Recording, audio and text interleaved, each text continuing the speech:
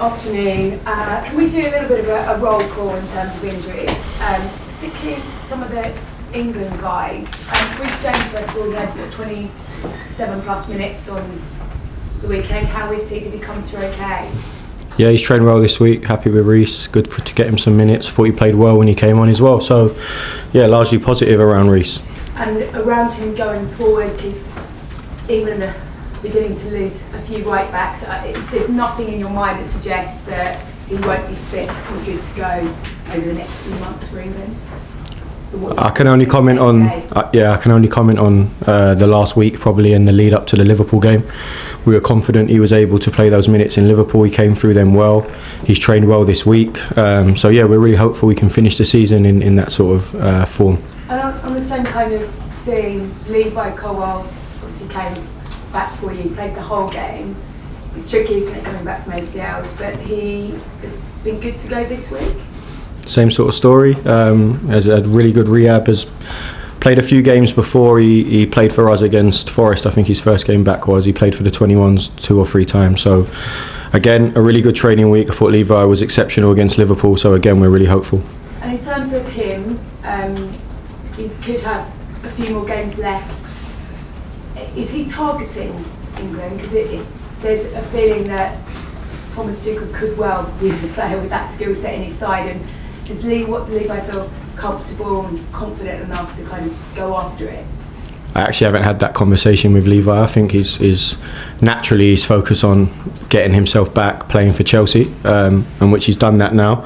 I'm assuming he wants to keep performing at the level we did against Liverpool, and I can't give you an answer on that one, sorry. No, but as long as he's fully fit, well, and ready to go, as far as you're concerned. Yeah, he played really well against Liverpool. I thought he was exceptional. Speaks a lot about him being able to put that sort of performance in after that time off at a really difficult place. Has trained well this week, and we're looking forward to potentially having him on Saturday as well. And how are a few of your others? Pedro Neto fit? Who else?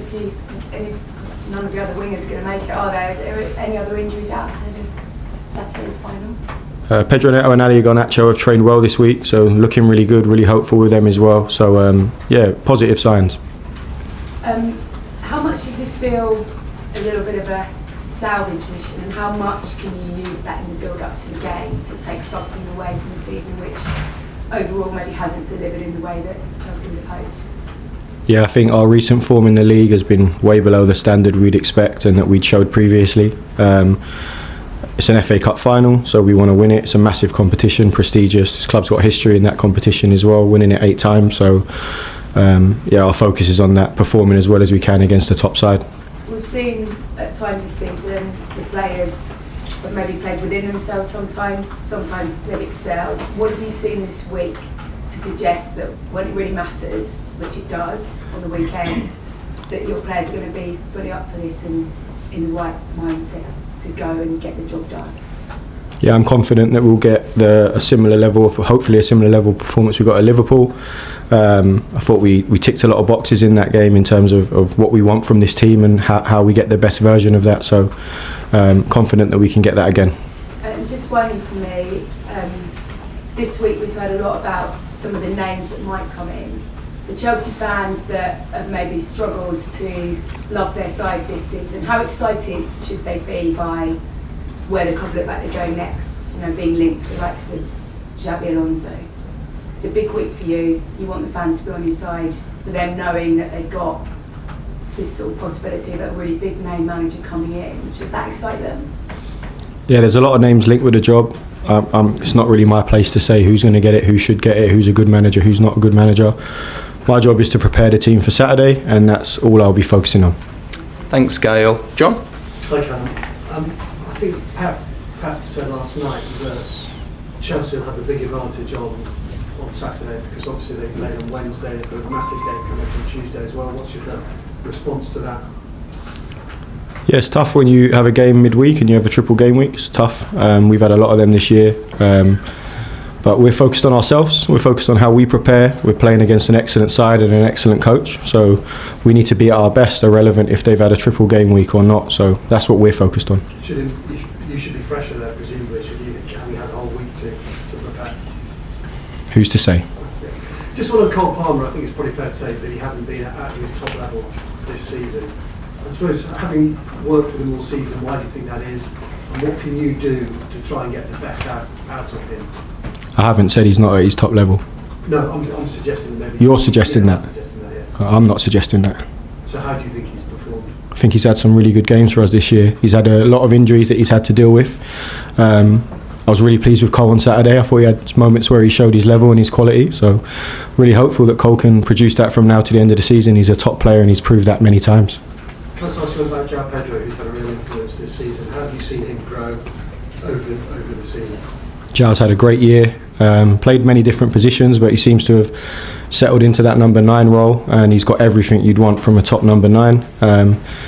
Big summer coming up for him with the World Cup at Brazil, but he's been excellent for Chelsea, and hopefully we continue that for the last 3 games. I'm just wondering, what will this mean for you leading out Chelsea in an FA Cup final? Because I think I'm right in saying a lot of your family are Chelsea fans, is that right? My girlfriend's family are Chelsea fans, yeah. Not my family, but yeah. So what will it mean to them and to you as well? Well, they are my family, to be fair. I shouldn't say that, should I? But yeah, they're massive Chelsea fans. Her dad and uncles have been season ticket holders for 50 years. She's a massive Chelsea fan, so yeah, they're very proud, and it means a lot to all Chelsea fans. It's a massive game, and I hope we can put in a performance for all the fans. You've got a few tickets for them? Yeah, they'll be at the game, yeah. Thanks, John. Ian? Hi Callum, how are you? Very well, you? Surviving. In terms of leading the team out on Saturday, beginning of the season, that would have probably been the last thing you'd have thought you'd be doing in the middle of May, would be leading a team out in the cup final. Would you be nervous? You're obviously proud. Would you be nervous? Would you be excited? Probably feel all those emotions, I'd imagine. I can't tell you exactly how I'm going to feel on the day. Trying to make it as normal as possible. I've taken a few games now at this level. Not a game of this magnitude, of course, a cup final, but I'll try and stay as level as possible. The players, the process, the way we work will be the same. So yeah, I'm sure I feel a lot of emotions on that day. Obviously, you were there for the semi-final, but how different is a cup final and a cup final week to the semi-final and the build-up to the Leeds game, the build-up to this game?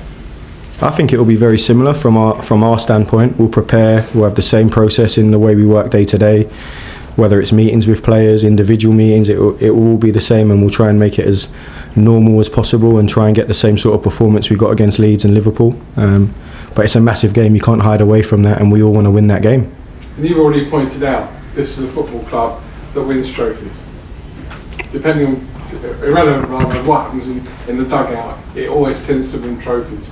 Does that put more pressure on you for Saturday, or is there less pressure on you because you know that this difficult season it's been, maybe winning a trophy will be the ultimate bonus?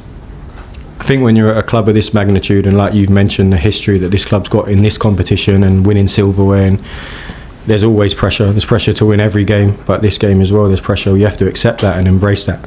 And finally, while I appreciate you're not appointing the next Chelsea manager, being in Europe will greatly help the next Chelsea manager. So again, winning on Saturday in that respect and giving you a European spot will be absolutely vital.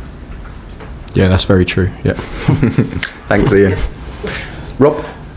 Hi, Callum. How have you found the response of the leadership group and the squad to have been during this unsettled period over the last few weeks? It's presumably for moments like this that there is a nominated group of senior players. How happy have you been with their input, and what kind of help have they been to you personally? I've actually been happy with the whole group, the way the whole group's responded, players in the squad, players out the squad, the level of professionalism that's been shown at all times. There's obviously players with great experience in there that have played in big competitions, had big moments in their career that you want their opinion, you want how they feel about the game. You want to have that dialogue with those players. So I have that with pretty much the whole squad. So I'm happy with the whole squad. And there was a lot of attention on Marc Barrera and Enzo Fernandez a couple of months ago. Some people thought it looked as if they had wavering commitment to the team. How much of a part have the two of them played in holding things together during this period of uncertainty? I think Enzo and Cucurella have got man of the match in 2 of the last 3 games, so I think that speaks for itself. And they're big players for this team, big players for this club, and at any moment they can make the difference in football matches. So I'm really pleased with both of them. Thanks, Rob. Simon? Peter, Simon. Is Rob Sanchez fit enough to start? Yeah, same news as the other lads, to be honest. So really positive. He's trained well this week, and we're really hopeful looking into Saturday. Is that a decision for you, like Rob or Phil? Or It's lots of decisions. Yeah, lots of decisions. Is Rob your go-to guy? I don't think I'm going to reveal my starting lineup on 2 days before the game. And in terms of Chelsea's record against Man City, it's been 5 years since they last beat them. Is sort of giving the players, do they have the belief they can actually beat them in a big game such as this? Only lost to them just recently as well. Yeah, definitely. They've got the belief they can beat anyone. We just know that we have to be the best version of ourselves. They're an exceptional side with an exceptional coach and exceptional players, so they're going to be a challenge, but we also have some really good players, and these players have shown that if they're at their best, they can beat anyone. Thanks, Simon. Thanks, everyone. Cameras off, please. Thierry Henry has sent a strong message to Mikel Arteta ahead of Arsenal's massive Premier League clash against Manchester City, and he didn't hold back. The Arsenal legend warned that talk is cheap unless it's backed up on the pitch, especially with such a defining test coming up this weekend. While the Gunners secured their place in the Champions League semi-finals after goalless draw against Sporting CP at the Emirates, Henry made it clear that the performance simply wasn't good enough. Yes, Arsenal got the job done, thanks to their 1-0 win in Lisbon, but managing just one shot on target at home raised serious concerns. And against a team like Manchester City, Henry believes that level just won't cut it. Now, all eyes turn to the Etihad Stadium, where Arsenal face the league leaders in what could be a title-defining showdown. Arteta's side currently holds a 6-point advantage, but City still have a game in hand, and recently beat Arsenal 2-0 in the Carabao Cup final. The stakes couldn't be higher. I want to see that fire at the Etihad, Henry said on CBS Sports. It's easy to talk, but go there, against Manchester City, and show what you're made of. Henry made it clear that while he believes in Arteta and the direction of the team, belief alone isn't enough. I believe in what I see, I believe in him, in that fire. But when you say things like that, you have to deliver.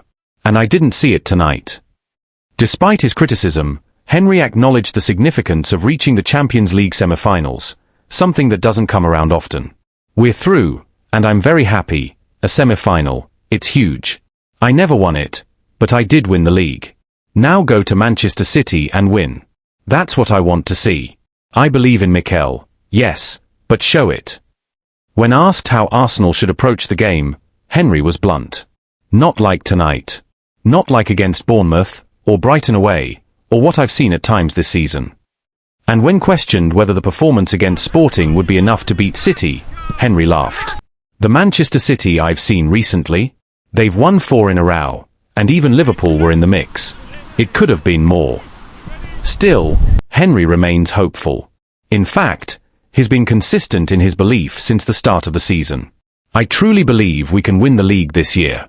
This is our biggest opportunity to prove, as a team, that we are capable. But for him, it all comes down to action, not words. I'm sitting here in the studio, there's nothing I can do. But I've heard fire.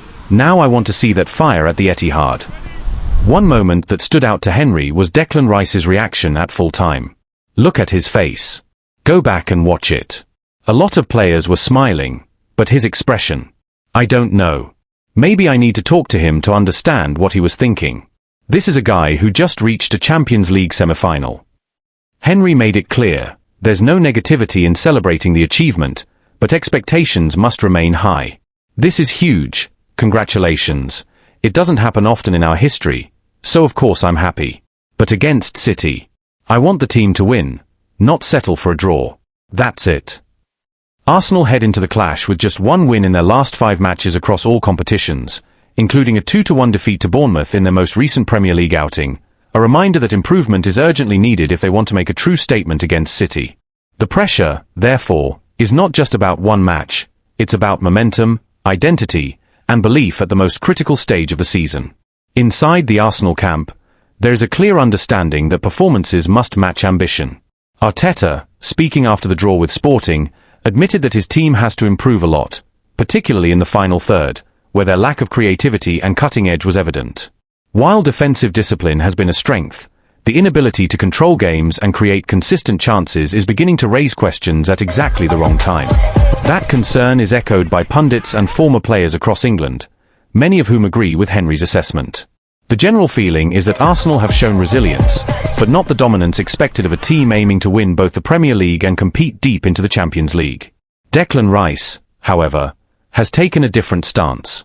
The midfielder has brushed off external criticism, insisting that the squad remains fully focused and unaffected by outside noise. Internally, there is still strong belief that this group has what it takes to deliver in decisive moments. Rice's mentality reflects a dressing room that is trying to stay grounded, even as scrutiny intensifies. The upcoming clash with Manchester City is now being framed as more than just a top-of-the-table encounter. It's a defining test of Arsenal's maturity. City, with their experience and relentless consistency, represent the benchmark. Pep Guardiola's side are known for stepping up in exactly these moments, and their recent run of form only reinforces the scale of the challenge.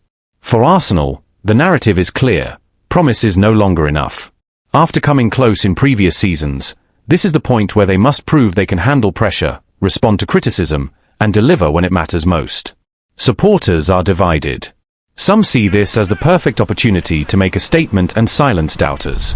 Others share Henry's caution, worried that recent performances hint at vulnerabilities that City are more than capable of exploiting.